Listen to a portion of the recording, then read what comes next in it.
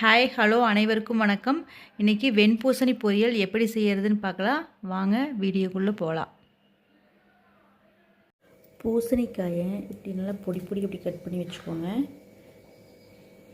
பொடியாக கட் பண்ணி வச்சுட்டு நம்ம அறுத்து வச்ச காயை ஏதாவது ஒரு இதில் போட்டு நீங்கள் வடை சட்டிலையோ இல்லாட்டி மண் சட்டில் ஏதோ ஒன்றில் போட்டு லைட்டாக மஞ்சள் தூள், மிளகாத்தூள், அதுவும் மஞ்சள் தூள் லைட்டாக, ரொம்ப மஞ்சள் அடித்தா நல்லா இருக்காது, லைட் மஞ்சள் தூள், உப்பு,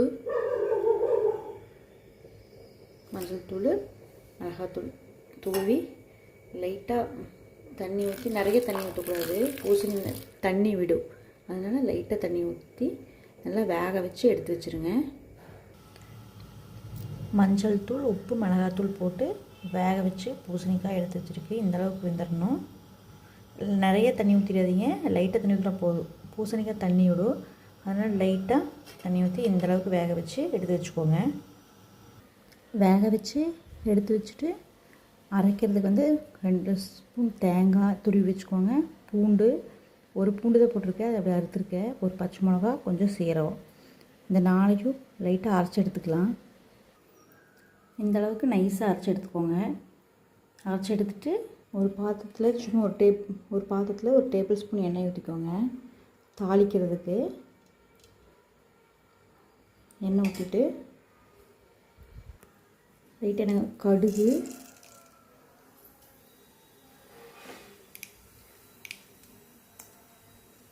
அதை அரைச்சி எடுக்கிறதுக்கு இது தாளிப்பு கடுகு,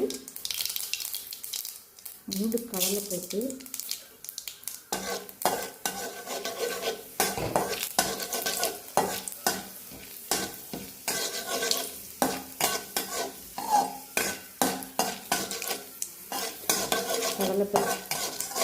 லைட்டாக செவந்தது,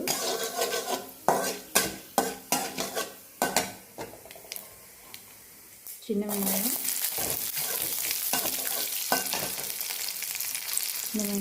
கருவேப்பிலை, இதை மட்டும் போட்டு தாளிச்சிருக்கேன்.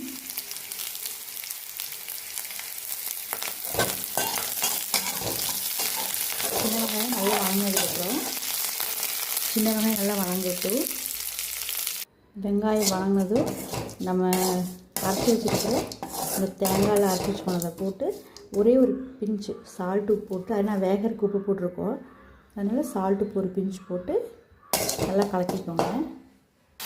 வேக வச்சுருந்த பூசணிக்காயை நம்ம போட்டு இதில் போட்டு கலக்கி சிம்லேயே வச்சு லைட்டாக கலக்கி அப்படியே வணக்கி எடுத்துட வேண்டியதுதான். இப்படியெல்லாம் அரைச்சி போட்டுச்சுன்னா நல்லாயிருக்கும். கூட்டு மாதிரி இல்லாமல் லைட்டாக பொரியல் மாதிரி நல்லாயிருக்கும் இந்த வெயில் காலத்துக்கு. பூசணிக்காய் வேக வைக்கும்போது மட்டும் நீங்கள் தண்ணி லைட்டாக போட்டு வேக வச்சுக்கோங்க. தண்ணி மட்டும் நிறைய ஊற்றினா ரொம்ப கசகசம் வெந்துடும், இது தனித்தனியாக இருக்காது, அப்புறம் கசகசம் கூட்டு மாதிரி இருக்கும். அதனால் இந்தளவுக்கு லைட்டாக தண்ணி ஊற்றி வேக வச்சுட்டு தாளிச்சுக்கோங்க. அவ்வளோதான், பூசணிக்காய் பொரியல் ரெடி. இந்த வீடியோ உங்களுக்கு பிடிச்சிருந்தா லைக் பண்ணுங்கள், சப்ஸ்கிரைப் பண்ணுங்கள். தேங்க்யூ.